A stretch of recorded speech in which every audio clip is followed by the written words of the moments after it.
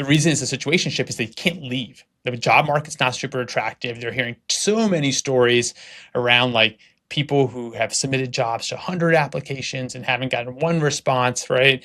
Some of it's true, some of it's not, but the perception, I think, it's very clear that you don't want to leave the market today, right? Or test the market as a job. And so because of that, they're in this place that they don't see a long-term future with, but they're also not out there searching for what's next for them.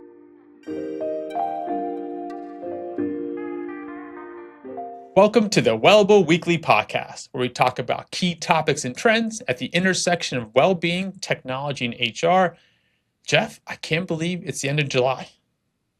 I know summer is flying by. It always happens like this though, right? I feel like we get into June, starts to warm up, and then all of a sudden, we're wrapping up the end of summer before you know it. I always feel like that's the case, but this summer, for some reason, feels just a little bit quicker. And I don't know, like maybe we're from Boston, right, in New England, so like the end of summer means the coming of fall, which is very, very nice, but then it also means the coming of winter, right? And so it just all feels like it's happening so quickly. But lots of exciting stuff happening this summer, including maybe some not so exciting news if you're part of this process, but a couple of big lawsuits related to AI that I think are worth talking about because it's really HR's use of AI that's generated these, two major lawsuits at two big companies. We're talking about Meta and Workday. Meta is interesting because the lawsuit was filed by a bunch of Meta employees, and I think we talked about this before. I think over several rifts, they've laid off over the last, call it 12 to 18 months, tens of thousands of employees, right? So you have tens of thousands of employees who may feel they are unfairly laid off, right, or terminated, but there's a small group of them, 26 current and former Meta employees that are saying that the use of AI in these recent layoffs disproportionately affect certain workers and specifically disproportionately affects workers who took protected leave in the last 2 years. Yeah. I mean, it's one of those situations where if Meta really did miss this, right? How did you not consider that as part of your criteria for when you ran your process to shortlist workers for potential termination? I mean, I know it sounds like they were using internal AI tools to make the process more efficient, and I'm sure in their minds also accurate, right? I mean, that's probably the idea, is that you can produce a truly objective output and that doesn't have human bias in there. Meta has, for what it's worth, kind of categorically denied any sort of wrongdoing here. So we should, of course, see if more facts come out. But it just seems like one of those things where if they did go through this process to really run an kind of AI-led termination kind of program, how could you not consider gaps in productivity and things like that due to medical leave? It just seems like too big of an issue to just completely miss on. It was someone's job, right? You would think to do something like this, right? I mean, I think the term in the lawsuit, like the quote, the term they used is like the company Meta did not neutralize the inputs, right? Neutralize was the term. To your point, like how do you think about that? And the inputs are like, protected leave would be an input that you would need to consider when you think about productivity over a period of time and things like that. For what it's worth, what I think is really interesting is that the Meta spokesperson who commented on it, obviously, I think every company goes, this lawsuit lacks merit and all that stuff, but they're not. The lawsuit says they used AI, right? And kind of quoting the actual claim itself here, it says, the company did not assemble the termination list through the considered judgment of managers who knew the work. Instead, Meta used a constellation of internal artificial intelligence systems to score, rank, and select employees for inclusion on the list. So they're just making the claim that they primarily used AI to determine who got terminated, right? And they will further go on and say they didn't neutralize these factors. But the Meta spokesperson is just saying, no, we didn't use AI, right? This was all done by people. And I think the spokesperson's quote is, the workforce management and organizational decisions were made by people, not AI. So that just seems like either it's a very clear factual thing. It wasn't like, hey, we use AI, but we took the proper precautions. It's just one of these groups is either right or wrong, right? It's very clear. There's a big divide between the two. Totally, right. And then, of course, it's a very deliberate use of language that the spokesperson is kind of committing to there, right? So you would think that they're going to want to be on the right side of this, and at least the facts. I mean, you can picture how they would use an internal AI system for a process like this, right? With the commitment that they've had, certainly to applying AI in all forms of their business. It's not beyond reasonable doubt that they would try to do something similar for an internal process like this. So I guess it's a little surprising that they're taking such a hard line, and that this truly has no merit. But in any case, they're not the only organization to come under fire recently for the use of AI tools to conduct people-related activities and have some form of bias or inaccuracy in how they're doing that. Workday, right? We talked about them in the Stanford study, but this class action lawsuit against Workday is kind of continuing to go through the courts. And there was a recent article about this in Reuters and HR Brew that kind of unpacked that lawsuit, Mobley versus Workday, and it's really interesting to learn not only about some of these potential algorithmic biases that might exist, but just how extensive companies are using AI in their talent acquisition process today. That one stat stood out to me, that 90% of all companies are using AI in their TA process.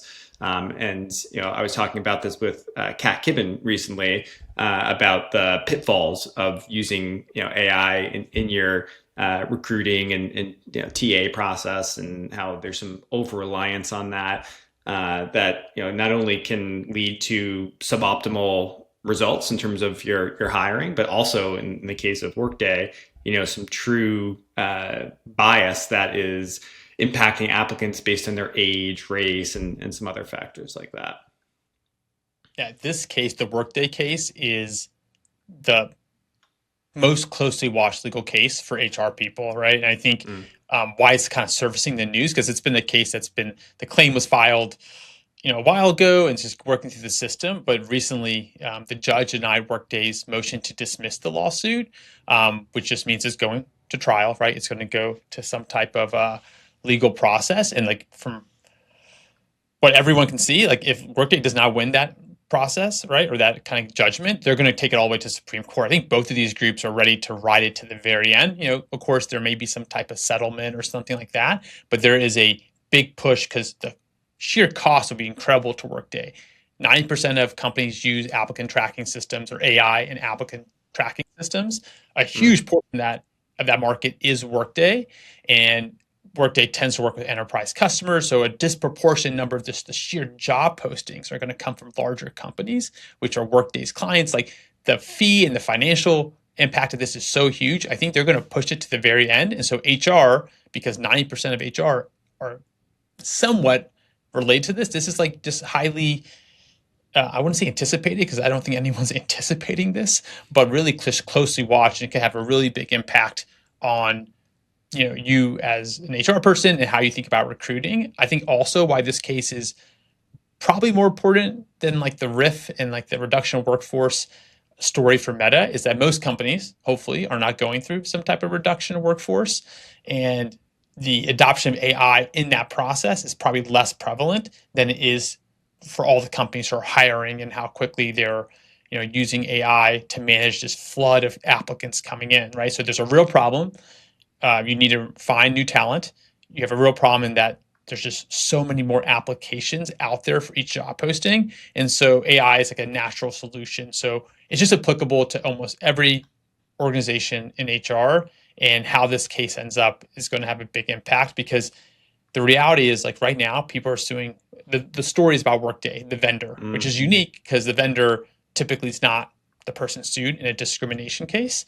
But some employers have been looped in.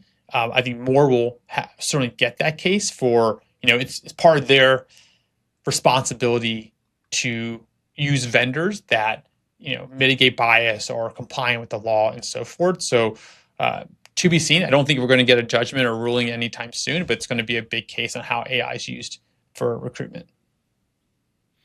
Exactly right, and I'm sure that's why a lot of employers will watch this case as it unfolds, because it brings up the question of who holds the ultimate responsibility to ensure that all HR processes are as free from bias as possible. And ultimately, it's probably a shared responsibility, right? But in this case, the vendor Workday is kind of in the crosshairs. But at the end of the day, HR and employers as a whole have a certain level of responsibility to ensure that they're doing their due diligence on any tools that they're using to ask the right questions on how those companies are trying to mitigate from any potential bias that's exists or could exist within the technologies that they're offering.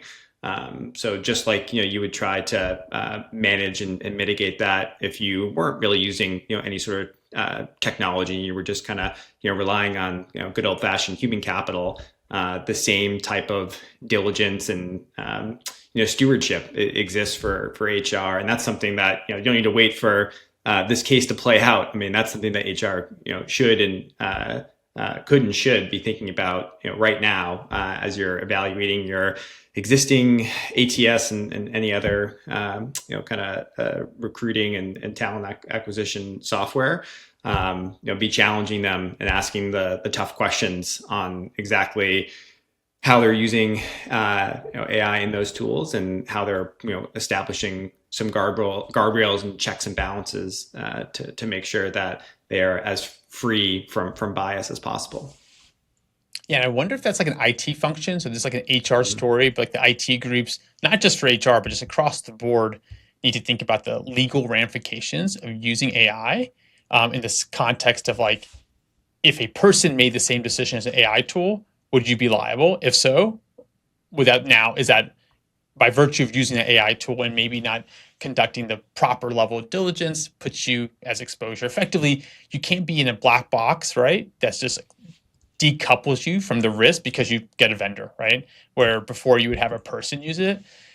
What I think is also really interesting about this case is similar to Meta, where like Meta is saying, hey, we use people for this, and the claim is saying, no, you used AI. There's a really big gap here, right? So I think in the lawsuit is saying that, Workday should be liable because they're empowering this bias to be prevalent. And I don't think Workday is explicitly saying there's no bias. They have these kind of very perfectly drafted corporate communications and things like that. But, effectively the judge, the reason they've refused to dismiss the lawsuit was saying that, your AI function, right, your tool, your platform functions as a way that functions and replaces jobs and roles and kind of responsibilities that would normally be carried out by a company themselves, right? So you're taking that responsibility, so you have to own it a little bit. And Workday's response, it's obviously more lengthy, and it does talk about how they mitigate bias and things like that. But their first kind of opening salvo in terms of the argument is that, it repeatedly claims, the accusations are false, and they're specifically saying or arguing that like the AI tools that they develop for going through jobs, resumes, and applicants and things like that do not make hiring decisions. That is not what they do. They simply, help, screen the candidates, right? They don't do anything more than that. The ultimate decision falls on the employer to decide who gets hired, who gets to the next round, and so forth. So they're just completely taking the opposite perspective of not that there's bias, although they argue that they're mitigating those type of things anyway, is that the decision that eventually becomes a violation of the law, and there's so many laws being touched here, right? Because of scale, like you have the ADA, you have, in the case of Meta, Family and Medical Leave Act, right? Pregnancy Discrimination Act. There's so many laws AI is touching because they're just doing so much volume for these employers that because of that, like, we're not liable. It's the company has to make the decision, and those decisions are what puts that company at risk, and they should be the one being sued, which is interesting because you're effectively telling companies use your product, and if there is some issue that they'll try their best to mitigate, you should be the one liable, which is just, I think, an odd argument to make to your customer. Yeah, it is, right? And I mean, you think about this is almost like a microcosm for another trend that is probably going a little bit overlooked, and that is how much time, energy, resources are being poured into analyzing the impact of AI, and not only in situations like this where there are some negative impacts of it, but how to get more efficiency out of these tools, and how to integrate them into your workforce. All of that time and energy is being exhausted in a way that you just have to have less focus on the people, right? And on good old fashioned career development, mentoring, right? Some of the most fundamental tried and true methods for workforce management, but there's just so many distractions right now, and that felt like kind of a parallel to the last article that I thought we should chat about, which is how work is feeling like a situationship, right? A casual dating scenario. As happily married guys, not something in our vernacular, but it's certainly something that the Gen Z and others seem to kind of use this term. But now they're describing it as how they feel about their employer, right? It's a lack of kind of commitment, and in a two-way mindset where they're not really feeling like the company has a long-term plan for them, and on the flip side, they don't really feel loyalty or long-term commitment to the company. So that type of mindset seems like it certainly could have something to do with how more attention is being thrust onto technology, and leaves less room for the people who ultimately are trying to build their own careers at organizations everywhere. Yeah, I mean, just to even like to put a little color on it, I think the survey you're referring to is from this company called Zeti, and they interviewed all these like younger employees and things like that, and like some stats for just reading them off here is like 59% of workers told or said they have no clear long-term path, and don't look forward to their current workplace. 32% said they have limited growth opportunities. 23% reported feeling unfulfilled or frustrated, and that's the situationship. You're just kind of in a lack of a better term, a situation with your company, right? And the reason it's a situationship is they can't leave. The job market's not super attractive. They're hearing so many stories around like people who have submitted jobs to 100 applications and haven't gotten one response, right? Some of it's true, some of it's not, but the perception, I think, it's very clear that you don't want to leave the market today, right? Or test the market as a job. And so because of that, they're in this place that they don't see a long-term future with, but they're also not out there searching for what's next for them. And that's a really challenging situation. And to your point, like we talked about this last week, is we were talking about in the context of middle managers being cut, but it's the same concept. So many companies, you just read about like the energy and focus of so many companies on AI is like they're spending so much energy trying to develop AI agents rather than develop their people. And there's probably a balance. I'm not saying you don't do agents, right, or so forth, because that seems very much some part of our future. But so much energy, probably the best of the talent is focused there. You're cutting the middle managers who could maybe help supplement some of that talent development. And I don't think you really feel the cost of that immediately, but you do feel that eventually, right? Eventually, you're going to come to your bench and say, who's our next up and coming star? Do they have the skills developed during the last 5 years to help rise up and kind of take a bigger role in the company? And if you don't invest into that now, you're not going to feel it too much later, but you will feel it. And there's an argument to be made that, okay, we'll just hire that talent, but that talent is going to be really scarce if every company is doing this, right? And that talent is not only is it scarce, but you're going to someone outside the company. So you run the risk of they may not be a cultural fit, or they did really well in the interview, but they're not a good, necessary candidate. When you work with a young person for 5, 10 years early in their career at a company and then promote them to something more senior, you have a history of knowledge around the way the company works. If you're that individual, the company has a history of knowing your performance over time. It is a much more confident decision that you can make in a very important decision of a senior role that just goes away when you don't think about young talent and their development. I think there was a quote in that article from an anonymous Workday executive of all companies, right? AI may be rewriting the rules of work, but it cannot replace the value of engaged, motivated people. I think that sums it up pretty well in the sense of you have folks who are certainly looking for career growth or looking for agency in their career, and when things are changing so quickly, and you have such a strong focus on what technology can do, obviously that's harder and harder to find. But that seems like a good place maybe to wrap up for today's pod. Thanks as always for those who tune in. You can always get Wellable Weekly on Apple Podcasts, Spotify, wherever you get your podcasts, and be sure to subscribe to the Wellable Weekly newsletter for all the latest insights. Thank you.